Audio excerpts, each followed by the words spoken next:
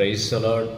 ఈ రోజున కొన్ని ఆత్మీయమైనటువంటి మాటలు దేవుడు మాట్లాడబోతూ ఉన్నాడు.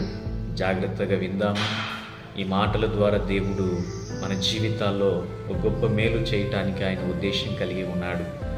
ఈనాటి కాలంలో దేవుని బిడ్డలైనటువంటి వారు అటు వెచ్చగానైనా ఇటు చల్లగానైనా ఉండకుండా నులివెచ్చగా ఉండి తమ యొక్క జీవితములన్నిటినీ కూడా వారంతట వారే మరి ఎంతగానో బలహీనపరుచుకుంటూ వారంతట వారి పడిపోతూ ఉన్నారు. అందుకు గల కారణాలు కొన్ని విషయాలని మనము చూసినప్పుడు చాలా బాధ అనిపించేటువంటి పరిస్థితి. కనుక ఆ మాటలు ఒకసారి జ్ఞాపకం చేసుకుందాం. దేవుని బిడ్డలైనటువంటి వాళ్ళు ఎలా ఉండకూడదు, నులివెచ్చగా అసలు ఉండకూడదు మనం. అయితే చాలామంది ఏంటంటే కష్టాలు వస్తే దేవుడు గుర్తొస్తాడు, బాధలు వస్తే దేవుడు గుర్తుకొస్తాడు. కన్నీరు, దుఃఖము, వేదన, అవమానము, సమస్యలు ఇలా వచ్చినప్పుడు మాత్రమే దేవుడు గుర్తుకొస్తూ ఉంటాడు కొంతమందికి. ఇది నులివెచ్చనటువంటి స్థితికి కారణమవుతుంది, దానికి సూచనగా ఉంటుంది. మనము కష్టంలో ఉన్న సంతోషంలో ఉన్న దేవునిని స్తుతించడం మానకూడదు. దేవుని సన్నిధికి రాకుండా మరి మన పనుల్లో మనము ఉండిపోతున్నాం. దేవునికి ఇవ్వవలసిన సమయము దేవునికి మనం ఇవ్వాలి. కష్టం వచ్చినప్పుడు, బాధ వచ్చినప్పుడు, దుఃఖం వచ్చినప్పుడు, రోగం వచ్చినప్పుడు మాత్రమే అయ్యా నా పరిస్థితి ఇలా ఉందని చెప్పకూడదు మనం. అది దేవుని బిడ్డల యొక్క లక్షణం కాదు. ఇక రెండవదిగా మనం చూసినప్పుడు వాళ్ళు దేవుని కొరకు ఏదో చేయరు. ఏ విధంగా కూడా ఏదైనా మనము చేద్దాం, సంఘానికి ఏదైనా దేవుని కొరకు నిలబడదాం, ఒక పరిచర్య చేయట విషయంలో, లేకపోతే సువార్త చేయట విషయంలో, ఇలాగ దేవుని వాక్యాన్ని బోధించట విషయంలో, పాటలు పాడటంలో, ప్రార్థన చేయటంలో, ఇలాంటి విషయాలలో మరి ఏది కూడా చేయరు. దేవుని కొరకు ఏది కూడా చేయరు. కానీ వీళ్ళు ఎక్కువగా దేవుడు మాకు ఏదైనా చేయాలి, దేవుడు మాకేది చేయలేదు, ఇలాంటి వాటి కొరకు ఆశపడతా ఉంటారు. నువ్వు దేవుని మందిరంలో పరిచర్య చేయలేనప్పుడు, నువ్వు దేవుని మందిరంలో ఇవ్వలేనప్పుడు, దేవుని మందిరంలో నువ్వు రాలేనప్పుడు, మరి ఏ సువార్త చెప్పకుండా, ఏ ఒక్క దేవుని మాటను బోధించుకోకుండా, అయితే దేవుడు మాత్రం నీకు చేయాలి ఏదో ఒకటి అని నువ్వు ఎంతగా కోరుకోవటంలో న్యాయం ఉంది? ఒకసారి ఆలోచన చేయాలి. మనం దేవుని కొరకు ఏదైనా చేయగలిగినప్పుడు అడగటానికి అర్హత ఉంటుంది. పని చేసిన వాడికి మాత్రమే కూలి తీసుకోవటానికి అర్హత ఉంటుంది, లేకపోతే ఉండదు. పని చేయకోకుండా మనకు ప్రతిఫలం కావాలంటే కుదరదు. అలాగే దేవుని పని ఏది చేయకోకుండా దేవుడు నాకేదో చేయాలనేటువంటి ఆలోచన దేవుని బిడ్డలైనటువంటి వారికి ఎవరికి ఉండకూడదు. అది మంచి లక్షణం కాదు. ఇక మూడవదిగా మనము చూసినప్పుడు ఆదివారము చాలా మంచి భక్తులుగా కనపడుతూ ఉంటారు. మంచి మంచి తెల్ల బట్టలు వేసుకుంటారు, మంచిగా రెడీ అయ్యి వస్తారు. మంచిదే, పరిశుద్ధులమని, నీతిమంతులమని, చాలా మంచిది.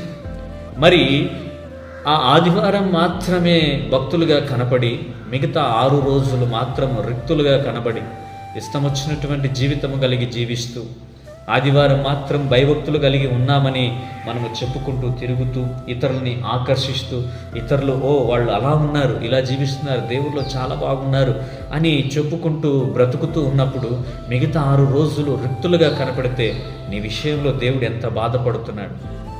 ఉంటే అటైనా ఉండాలి, లేదా ఇటైనా ఉండాలి. ఎటూ కాకుండా లేనిపోని సమస్యలను కొని తెచ్చుకుంటూ రిక్తులుగా జీవిస్తూ ఇష్టం వచ్చినట్టుగా జీవిస్తూ ఉండటము అది దేవుని బిడ్డలకు సరి అయినది కాదు. ఇక 4వదిగా మనం చూసినప్పుడు పరిశుద్ధముగా ఉండాలి, పరిశుద్ధంగా జీవించాలి అనేటువంటి దానికంటే సంతోషంగా ఉండాలి అనేటువంటి వాటి వైపు మక్కువ చూపుతూ ఉంటారు. సంతోషంగా ఉండటం నేను మంచిదని చెప్పట్లేదు, కానీ సంతోషంగా ఉండుట కంటే పరిశుద్ధంగా ఉన్నప్పుడు 100 రెట్లు సంతోషాన్ని దేవుడు నీకు ఇచ్చేటువంటి వాడే ఉన్నాడు. ఈనాటి కాలంలో ఒకరిని సంతోషపెట్టుటకు, నీవు సంతోషపడుటకు పాపాన్ని కూడా అంగీకరిస్తూ ఉన్నారు. పాపం చేయటానికి, ఆ పాపంలో ఉన్నటువంటి సంతోషాన్ని పొందుకోవటానికి చాలామంది కనుల ద్వారా, మనసు ద్వారా, నడవడిక ద్వారా, క్రియల ద్వారా, మాటల ద్వారా, సమస్తమైనటువంటి వాటన్నిటి పట్ల ఒక 2 నిమిషాలు 5 నిమిషాలు సంతోషము పడేదానికి నీ పరిశుద్ధతను నువ్వు పోగొట్టుకుంటూ ఉన్నావు, నీ పరిశుద్ధ జీవితాన్ని పోగొట్టుకుంటున్నావు. ఈనాటి కాలంలో మనం చూస్తూ ఉన్నామండి, మన కనులు అనేకమైనటువంటివి చూడరానివి కూడా చూస్తూ ఉన్నప్పుడు, ఎంత త్రిప్పివేయాలనుకున్నప్పుడు కూడా చూస్తూ ఉన్నప్పుడు వాటి పట్ల ఈ రోజున క్షమాపణ పశ్చాత్తాపం లేని వారిగా ఉంటూ ఉన్నాం. సంతోషంగా జీవించడానికి ఎక్కువ ఇష్టపడతా ఉన్నాం. మరి ఆ సంతోషంలో ఎంత పాపం ఉన్నదో ఒకసారి ఆలోచన చేయాలి. నిజమైన సంతోషం అంటే నువ్వు దేవుని దగ్గర అడిగి పొందుకున్నప్పుడు శాశ్వతమైన సంతోషం ఇస్తాడు దేవుడు. తాత్కాలికమైన సంతోషం కొరకు ఉన్న పరిశుద్ధత జీవితాన్ని పోగొట్టుకోకూడదు. అలాగా 5వదిగా మనం చూసినప్పుడు దేవుని బిడ్డలని చెబుతూనే మనము సాతానికి లోబడి జీవిస్తూ ఉంటాం. లోకంలో సాక్ష్యం కొరకు ఎగబాకుతూ ఉంటాం. లోకంలో మనుష్యులు మన కొరకు గొప్పలుగా ఘనతగా చెప్పాలని మనం ఎంతగానో ఆరాటపడుతుంటాం, తారసపడుతూ ఉంటాం. దేవుని బిడ్డలు అంటూనే సాతాను ప్రతి క్రియకు, సాతాను మాటకు, సాతాను యొక్క ప్రతి అవకాశమునకు లోబడి వాడికి ఇష్టం వచ్చినట్టుగా, వాడు కోరుకున్నట్టుగా మనం జీవిస్తూ ఉంటాం. అది మంచిది కాదని దేవుని బిడ్డలకు హెచ్చరిస్తూ ఉన్నాను. మరి అదే విధముగా 6వదిగా మనం చూసినప్పుడు మాటి మాటికి పాపంలో పడిపోతూ ఉంటాం. అయినా కూడా కొంచెమైనా కూడా బాధ కలగదు. ఈ రోజున నేను చేసిన ఈ పాపం విషయమే పశ్చాత్తాపపడి బాధపడుతున్నాను అనేటువంటి ఆలోచన చాలామందిలో ఈనాటి కాలంలో లేదు. ఎందుకు లేదు అంటే అలవాటైపోతూ ఉంది. అది ఒక క్రమముగా దాన్ని అలవాటు చేసుకుంటూ ఉన్నారు.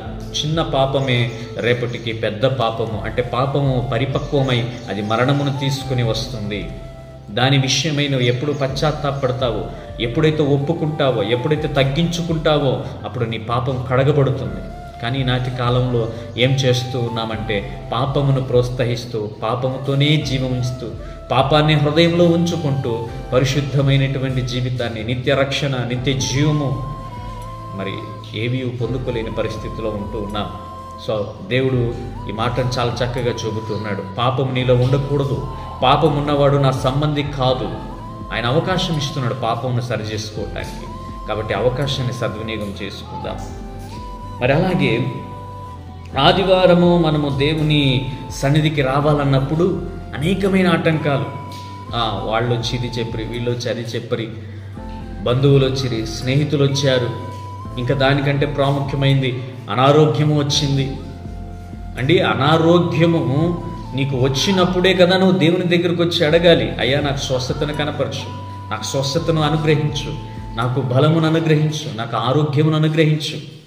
కానీ ఈనాటి కాలంలో అనారోగ్యం వస్తే ఇంట్లోనే ఉండిపోతా ఉన్నాం. మనం కష్టం వస్తే ఇంట్లోనే ఉండిపోతున్నాం, దేవుని సన్నిధిలో చెప్పట్లేదు.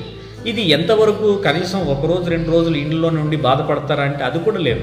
ఆరాధన సమయం అయ్యేంత వరకు మాత్రమే. ఎవరైనా అడిగితే ఎందుకు ఈరోజు చర్చికి వెళ్ళలేదంటే నా పరిస్థితి ఇలా ఉంది అందుకు వెళ్ళలేదు. 12-1 గంట దాటితే బయట రోడ్లలో కనపడతా ఉంటారు, వాళ్ళతో వీళ్ళతో మాట్లాడుకుంటూ కనపడతా ఉంటారు, అక్కడక్కడ సవాళ్ళు చేసుకుంటూ ఉంటారు, అక్కడక్కడ ముచ్చట్లు పెట్టుకుంటూ ఉంటారు, అక్కడక్కడ ప్రయాణాలు చేస్తూ ఉంటారు. చాలా బాధ అనిపిస్తుందండి. ఏ పరిస్థితిలో ఉన్నప్పటికీ కూడా నువ్వు దేవుని సన్నిధికి వచ్చి దేవునితో చెప్పినప్పుడు, విశ్వాసం కలిగి నీ కన్నీరును కార్చి దేవునితో నువ్వు ఒప్పుకున్నప్పుడు, చెప్పినప్పుడు, నీ బాధను చెప్పినప్పుడే కదా తండ్రి తీర్చేది. సరే ఆ కష్టము, రోగము, బాధ ఉంది కదా అని కృంగిపోయి ఇంట్లోనే పడుకొని ఉంటారా అంటే అట్లా ఉండరు. ఆరాధన సమయం అయిపోయిన తర్వాత ఎక్కడ పడితే అక్కడ కనబడతా ఉంటారు. విశ్వాసులే చెబుతూ ఉన్నానండి, చాలా దుఃఖకరమైన విషయం, చాలా బాధాకరమైన విషయం. ఆరాధన అయిపోయిన వెంటనే ఇంటి నుండి బయటకు వచ్చి టిక్టాప్గా రెడీ అయిపోయి కొంతమంది వెళ్ళిపోతూ ఉంటారు. ఎందుకంటే ఇప్పుడు ఆరాధన అయిపోయింది కదా, ఇంక మనకేం ఇబ్బంది లేదు. ఒకవేళ ఆరాధన సమయంలో ఎవరైనా వేరే యొక్క మంచి ఆత్మీయులు, విశ్వాసులు కనబడి పిలిస్తే మళ్ళీ మందిరానికి పోవాల్సి వస్తుందేమో. చిన్న రోగానికి కూడా ఈరోజు ఇంట్లో పడుకొని పోతున్నారు, చిన్న బాధకు కూడా ఇంట్లో ఉండిపోతూ ఉన్నారు, చిన్న కష్టానికి ఇంట్లో ఉండిపోతూ ఉన్నారు. అదే నీ కష్టము, రోగము, వాన, సమస్య, అనారోగ్యం వచ్చినప్పుడు పనికి వెళ్ళకుండా ఉంటావా? ఉద్యోగానికి వెళ్ళకుండా ఉంటావా? మరి ఈ రోజున ఎందుకు అంత అలవాటు చేసుకుంటూ పాపానికి అవకాశం ఇస్తూ, అపవాదికి అవకాశం ఇచ్చి నువ్వు దేవుని దుఃఖపరుస్తూ ఉన్నావు? నువ్వు దుఃఖపడుంటే దేవునికి ఇష్టం లేదు, కానీ నువ్వే దేవుని దుఃఖపరిచే విధముగా ఈ రోజున తయారవుతున్నావేమో. దేవుడు నీతోనే మాట్లాడుతూ ఉన్నాడు. ఈ మాటలు మన హృదయంలో ఉంచుకొని ఇప్పటికైనా సరిచేసుకొని నూతనమైన జీవితంలోనికి అడుగుపెట్టి నూతనమైన కృపను పొందుకొని దేవుని యొక్క క్షమాపణ పొంది, అయ్యా నన్ను క్షమించు, నేను పశ్చాత్తాపడుతున్నాను, ఇక నుండి నేను భయభక్తులుగా జీవిస్తాను అని దేవుని ఎదుట మనం చెబుదాం.